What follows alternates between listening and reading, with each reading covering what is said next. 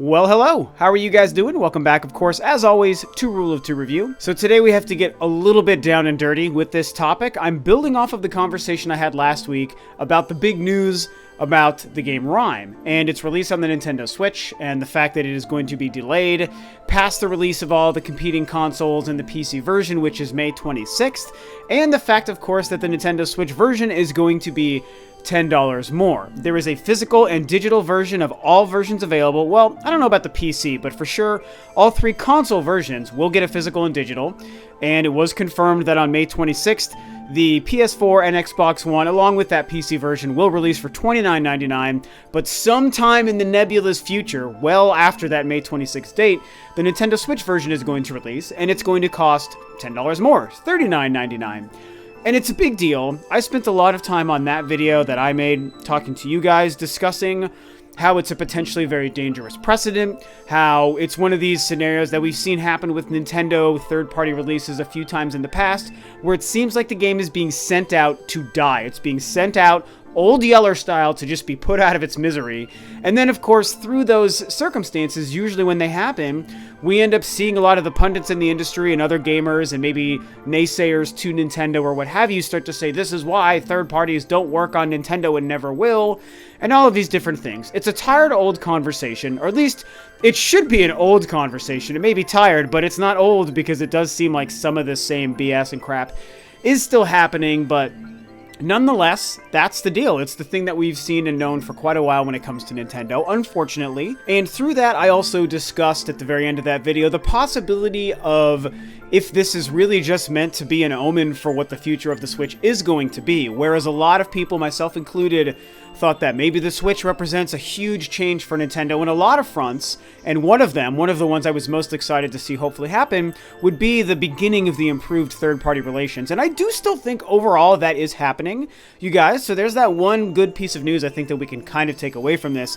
because I think still with the actual third-party titles releasing on the Switch this year and hopefully next year, it seems like the games at least that exist are improving and the relations with some companies are improving. But seeing this kind of scenario play out again makes me wonder, okay, is this really the same old thing we've seen from Nintendo, and is this an omen for the future of this console, and are we still going to see these things happen? And if so, then that's a huge problem. Now, before I get deeper into this, I will reiterate a point that I try to bring up whenever this kind of conversation comes up.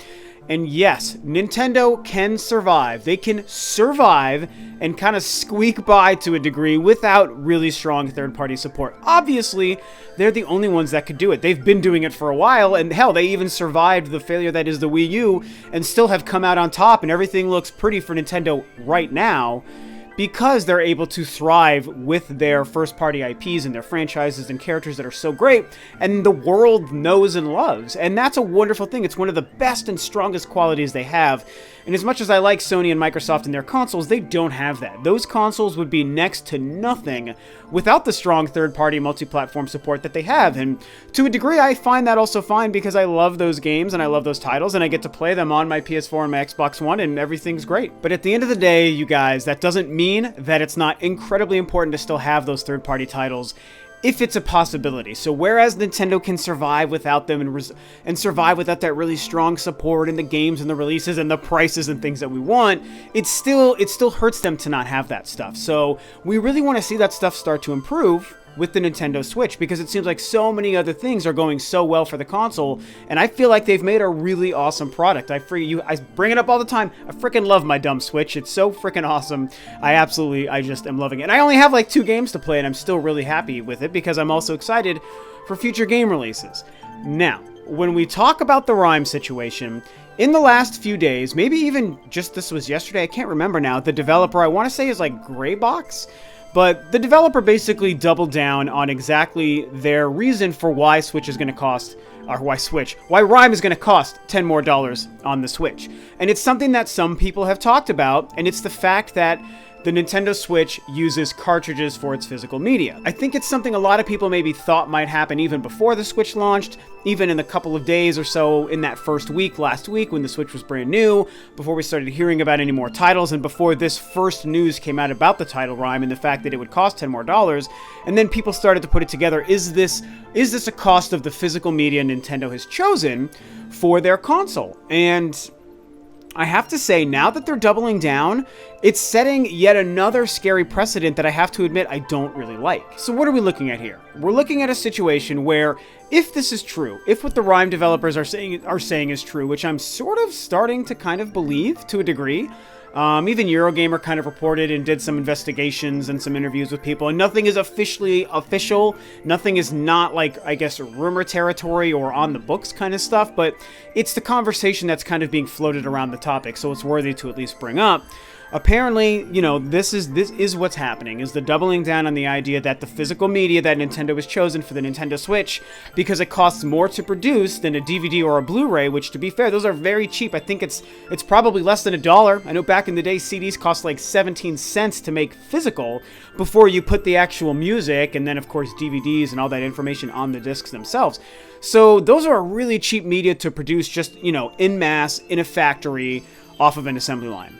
But these cartridges, of course, are a little bit different. They use all this plastic, all this stuff keeping it together, glue, and it's got the actual, like, memory, and it's got technology and, like, a chipset and stuff inside of these things. Still not incredibly expensive or difficult to mass produce, obviously, because the 3DS and the Vita and stuff have been kind of doing this for a while, and they've made it work. But regardless, it costs more. And so now we have companies, even the developers behind Puyo Puyo Tetris have come out and said their game is also going to cost $10 more on the Nintendo Switch. So it's like, okay, this might not be that one-off case like I suggested in my video with Rime.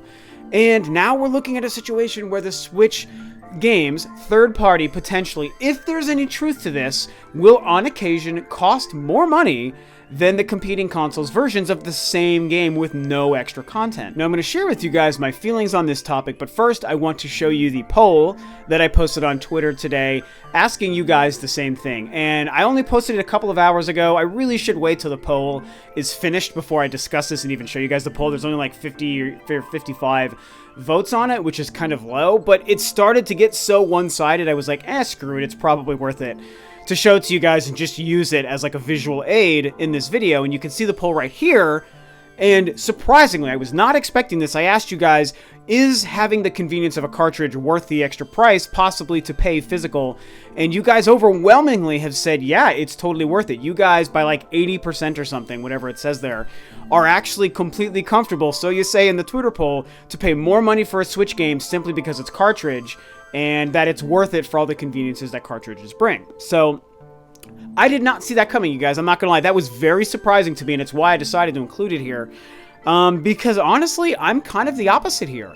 I don't love this, and I think that it's kind of an unfortunate position that Nintendo has put themselves in with the Switch. So what we have to do here is break down the idea of paying more for the cartridges, but also the conveniences that the cartridges bring. Because there is no doubt the cartridges bring so many conveniences, and they make things so wonderful in the modern age of 2017 gaming.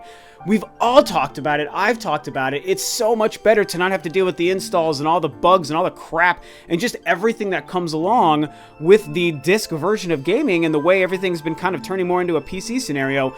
The use of cartridges makes things so much simpler. You're barely using any onboard memory for your system if you're not downloading digital games, of course. And the fact that there are no mandatory installs, the updates, everything happens so fast and quick. It's such an easy running machine. So all of those benefits and all the other benefits we could possibly even think of cartridge gaming is incredible. And for those reasons, I am so happy and thankful for Nintendo to have chosen to do this. It was very ballsy and gutsy, and it was a huge risk, but it seems to be paying off in every other respect than, of course, the main topic of this video. All these things that is making easier in today's gaming in 2017 is amazing. And I grew up on old school cartridge gaming in the 8-bit and 16-bit days and that whole time up until today, so I have great fond memories of how awesome it was to just have cartridges and how easy life was in the gaming world. So it's cool to have that stuff back. But we are now in a position, apparently, if any of this stuff is true, which again, it might not be as true as it seems, or none of this stuff will become an issue down the road. But if there's truth to this idea, and if we're going to see a situation where some third-party titles are going to be more money than they would cost on the PS4, Xbox One, such as a full-fledged AAA game costing $70 as opposed to $60, if we're living in that world, I can't say that I like what's happened.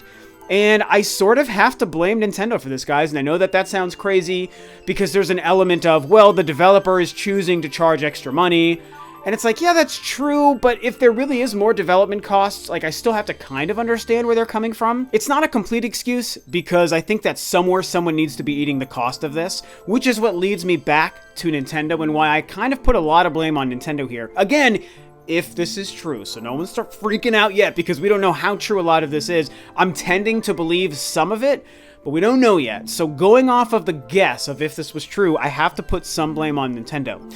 And the reason is, as great as it is to have cartridge gaming back, and as much as we all love it, and I'm enjoying it, and I'm excited for the future it could bring, if this is true, then that means Nintendo has willingly gone out of their way to select a business model and a physical media for their brand new 9th generation console and this whole business model for the next 5, 6, whatever years that puts the industry in a position to have to charge more to the consumer for the games, and it puts the consumer, me and you and all the other people we know who play games and play Nintendo games, in a position to have to pay more if we want these games on our Switch to play them. And that's really just not a smart business move, I don't think. It makes me really wonder why Nintendo chose to do this, or if they were somehow surprised or caught off guard. You can't in 2017, when you're the company that's technically on the low end, is like in third place, is the one who's had a lot of struggles with to be successful with your products the last couple of years.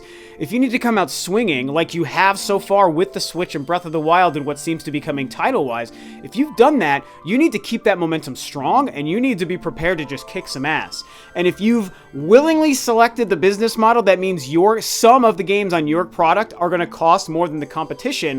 The PS4 and Xbox One, which wiped the floor, unfortunately, with the Wii U, that's not the way to come out strong. You're putting yourself at a disadvantage, I think.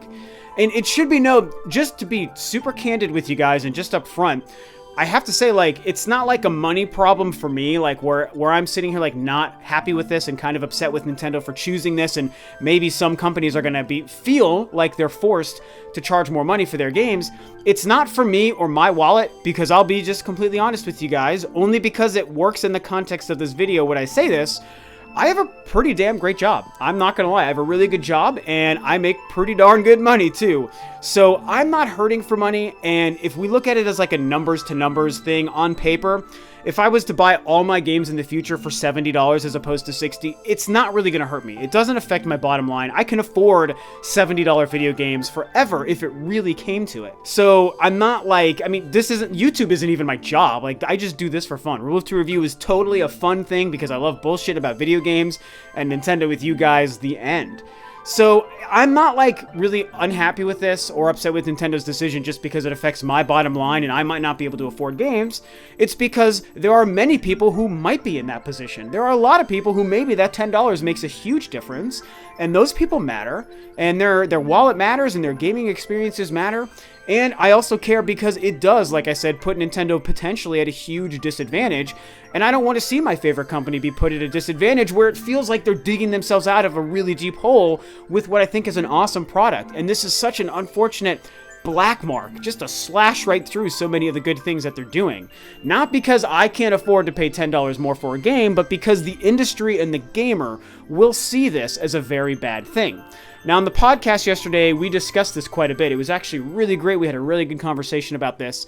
And we kind of brought up the idea of how back in the day, that this was kind of the norm. So a lot of you younger guys and younger guys and gals and gamers out there might not really know this. But back in the day, in the cartridge days, especially during the N64 era for sure, but also in the 16-bit for a while, games consistently had different prices. And a lot of times it had to do with basically the size of the cart. If it's a 32 meg game or a 16 meg game or whatever, And today would it have been megs back? It had to have been megs back in the day. It had to have been. You guys can correct me if I'm wrong, but I think that the size of the game was determined by megabytes back then. Nowadays, it's by gigs. So whatever the size basically of your game and the chip inside of your cartridge was helping to determine how much it would cost, even though every N64 cart was the same size and same shape and everything from one to another. The games very regularly cost different prices, and a lot games like Ocarina of Time and Star Fox 64, me and Mr. T talked about this last night, they were like $70 or $80 sometimes. They were insanely expensive. So it's interesting when you look back, throughout the history of gaming, and you're like, well, this is kind of the way it used to be, and that's really interesting.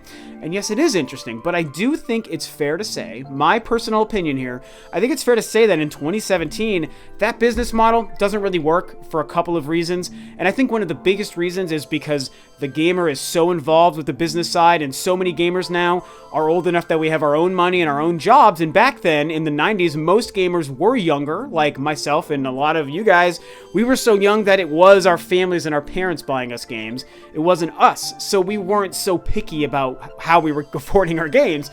It was like older people buying games for us. Nowadays, we're working for our money, and we're spending our own money on these things, and so we care about what the price is, and the competition is so stiff that all these people who are like, oh, maybe I would want to switch, I've got a PS4 and I love it, but I really want that Switch, it seems pretty cool. Oh my god, games are $10 more? Forget that. I don't want that now. I mean, that's the kind of thing that people will start to decide in their own brain. So this is long in the tooth, of course, as I tend to do. And so I'm going to kind of wrap this up here, but ultimately I think I got most of the points out that I wanted to get across. I think that I don't love, if this plays out the way that it might play out, where this becomes a regular thing and no one's eating the cost, which, by the way, that's a point I did want to bring up, is I do have to say that if Nintendo did willingly choose this business model and knew that something like this could happen, I think that they should have set themselves up to eat this cost and make it a price parity across every game released on the Switch. And the fact that, so it seems, that maybe that won't be the case and they're not going to do that, I think that that's another mistake on their part. So I think it's a mistake on their part to create a business model where some companies might have to charge more for their games, even if it makes sense because of what it costs to produce the cart. I get that, but I don't think that that should be something affecting the final price, because that competition is going to potentially eat Nintendo and the Switch alive if it becomes a bigger widespread problem and people start fighting against it. So that's a problem, and through that, it's a problem I think that Nintendo seems to maybe not be willing to eat and bite the cost and actually just pay for that themselves and make sure every game on the Switch costs the same as it does on the PS4 or Xbox One, because those systems sell really well and games sell really well on those consoles. And if Nintendo wants to woo gamers and third-party companies back to Nintendo, you can't charge people more money because people won't do it. I won't even do it. I can afford it. I want my third-party games on the Switch, but at a principle alone, I have no reason to do it. I have a PS4 and Xbox One. So many people have the same thing. Why would I spend $10 more for Rime on the Switch, especially several months later, when I can just buy it for $30 on my PS4? It makes no sense. So anyway, I'm getting all over the place here. Obviously, I love Nintendo. Obviously, I love the Switch to death. I hope that this is just an early on kind of issue with a brand new, newly launched console that's maybe unique to develop for, and hopefully down the road, this will become something that isn't the norm, and we won't see a lot of these indie developers who don't have the money to eat the cost have to charge more money, and somehow Nintendo maybe fixes it, or who knows, myriad different things that could actually play out to change this or make this a non-issue down the road. But right now, in the early kind of few weeks of this whole situation where it seems like it might be something that happens on a regular basis, I think it's a problem, and I think a huge fault, I have to say, lies on Nintendo. I just don't know why they would have chosen this business model. I mean, did they save so much money for themselves making a cartridge system that it's worth it for Nintendo if less gamers pick up on it because they don't want to buy $10 more games? I don't even know. It's a messy thing. I love Nintendo. I love the Switch, but I had to kind of bring this topic up, you guys, because I think it's important to talk about, and I really want to hear what you guys have to say. What do you think about this? Obviously, all the people who voted in the poll, there's going to be a lot more people tomorrow morning, but as of, several hours in, when I shared it with you guys, that's 60 people or whatever, most people seem to not care. So maybe everyone is totally fine with this, and you guys are happy to pay $70 for your games in the future or whatever it costs. For me, I just don't think it makes sense, and I think it's dangerous for Nintendo and for the Switch. But tell me with your own words, what do you guys think? And that's it. I'm going to wrap this up for now, man. So thanks, of course, as always, for tuning in, guys. This is Rob of Rule of Two Review, and I will catch you guys next time on another video.